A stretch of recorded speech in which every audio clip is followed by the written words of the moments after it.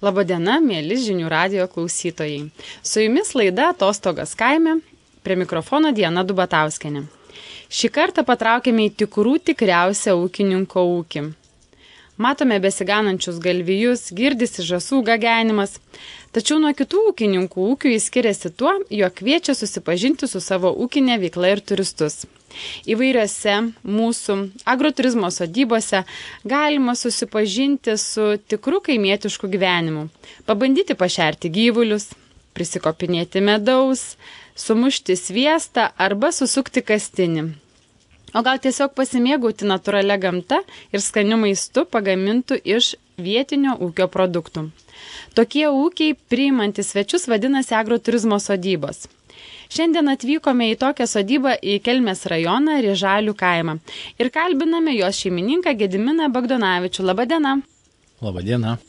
Vos atvykus į erdvę jūsų sodybą negalima nepastebėti itin įdomios architektūros namukų.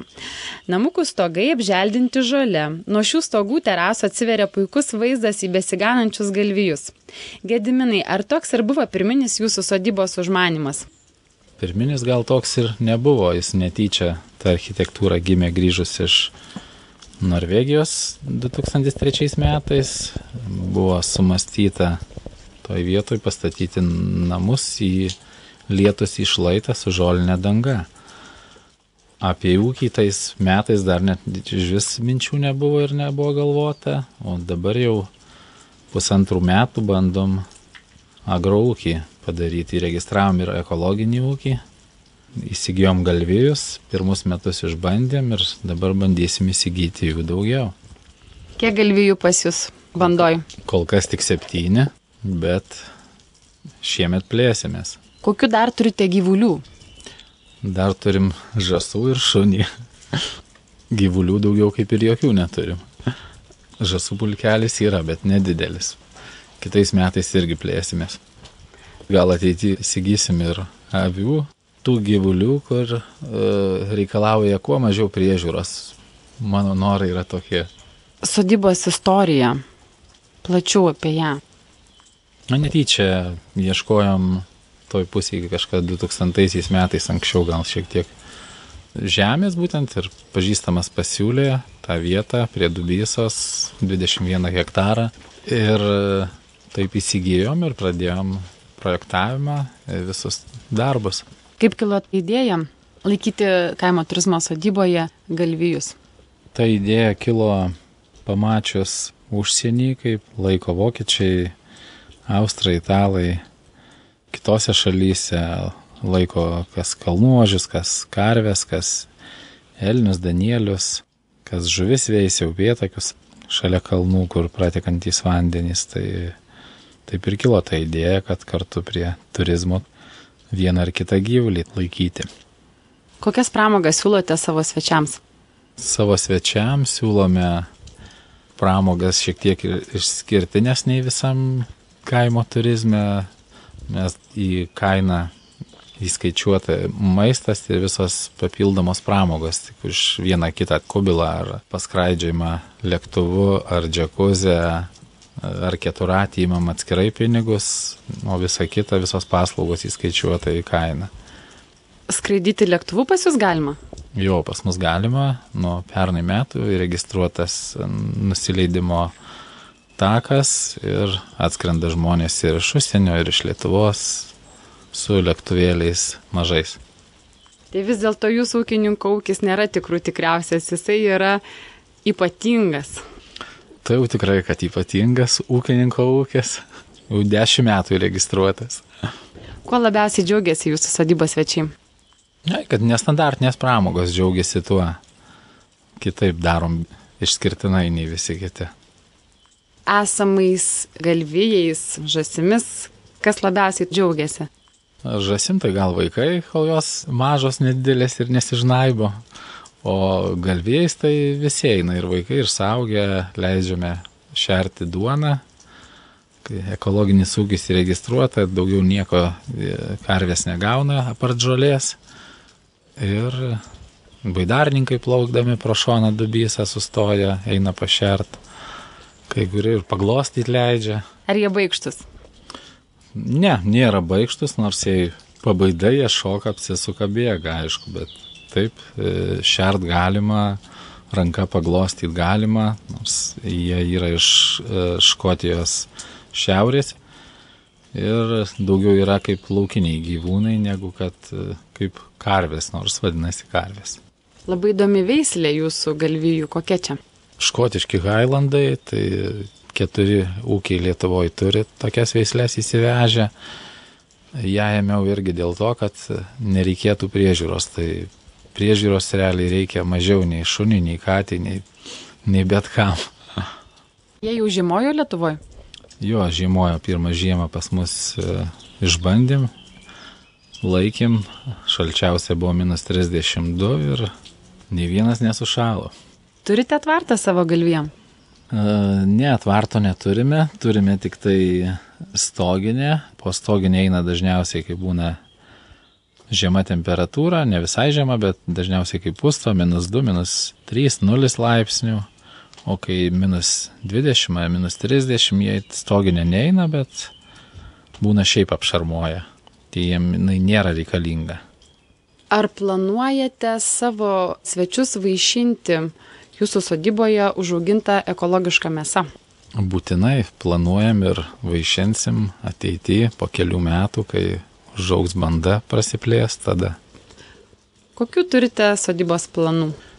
Kol kas planai tokie, kad spėk visus galus apšokinėti, sutvarkyk, kas lūžta, prižiūrėk ir taip toliau. Ir didelių planų nėra, bet plečiamės, tvarkomės ir nežinau, žmonės atrodo patenkinti. Gediminai, kodėl agroturizmas įdomus žmonėm?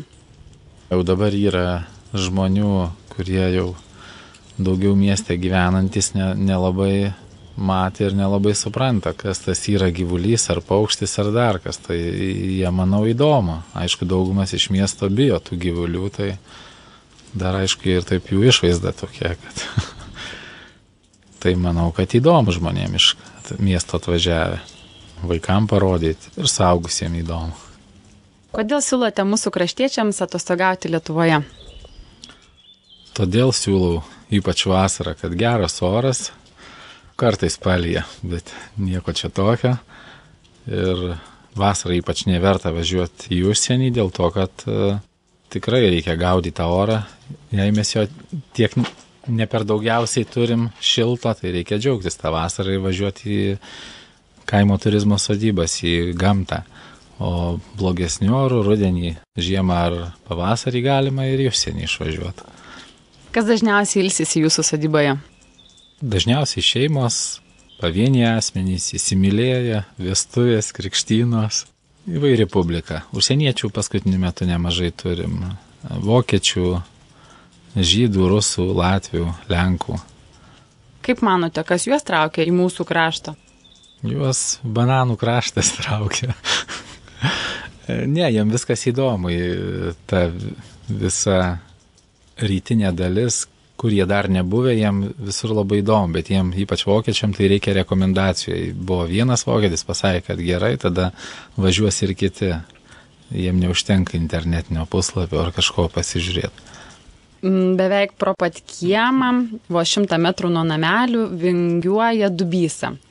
Svečiai maudosi Dubysoje, padarytas palygintas krantas, maudosi pastovi ir ten pat nuleidinėjom baidarės plaukia kiekvieną savaitgalį ir paprastom dienom. Kai kas ir gruodžio mėnesį daro sezono uždarimą baidarių. Turim tokią publiką, kiekvienais metais plaukia. Užlipame ant kalno. Akis džiugina vaizdas į Dubysos slėnį. Čia pat matome jaunų ąžuoliukų giraitę. Jaunų ąžuoliukų giraitė irgi kilo netyčia, kai 6 ar 7 metus iš eilės siūliau vietiniam žmonėm dirbti tą žemės lauką 8 hektarų. Visi atsisakė, tai buvo tai priimtas sprendimas užsodinti ąžuoliukais. Kodėl ąžuoliukai? Ąžuoliukai, nes, nežinau, taip, norėjosi, kad nemažą giraitę pasodinom 17 000, gal toks vis tiek medis daugiau priežiūros reikalaujantis ir lietuviai nuo seno tą ąžuolą mėgsta. Tai buvo padarytas projektas ir pasodinti ąžuoliukai. Ko palinkėtumėte savo sodybos svečiams? Svečiam palinkėčiau vasarą dažniau atostogauti Lietuvoje, pas mane ar kitose kaimo turizmo sodybose, o bloguoju periodu, šaltuoju, galima rinktis ir užsienyje. Ačiū Gediminai Jums už pokalbį. Visa. Mėlieji klausytojai, ar Jums nebūtų smalsu bent kelioms dienoms tapti ūkio gyventojų? Jei taip, tai agroturizmo specializacijos kaimo turizmo sodybos kaip tik Jums. Mūsų tinklalapyje www.atostogaskaime.lt išsirinkite savo tinkamiausią. Jeigu dar nesilankėte mūsų puslapyje, tai galiu Jums trumpai papasakoti, jog čia Jūs galite rasti kaimo turizmo asociacijos sodybas ir pasirinkti jas pagal įvairius kriterijus. Galima rinkti savo tinkamiausią pagal sodybos tipą. Tai yra sodybos specializacija. Galima rinkti sodybą pagal pageidaujamą rajoną. Žinoma, yra labai svarbu ir išsirinkti sodybą pagal vietų skaičių, nes nelygu, kai Jūs norite dviese romantiškai pabūti sodyboje dviems ir kai Jums reikia švęsti vestuves, kai norite sutalpinti 70 žmonių. Taigi, galima paieškos sistemoje rinktis sodybą ir pagal pageidaujamų gandrų skaičių. Mūsų puslapyje rasite ir sodybų paskutinės minutės bei specialiuosius pasiūlymus. Tad jeigu Jūsų atostogos dar nesuplanuotos, gal būtent juose rasite savo tinkamiausią. O vykstantiems ilsėtis į kaimą, į gamtą, siūlome užsukti ir į lankytinas vietas.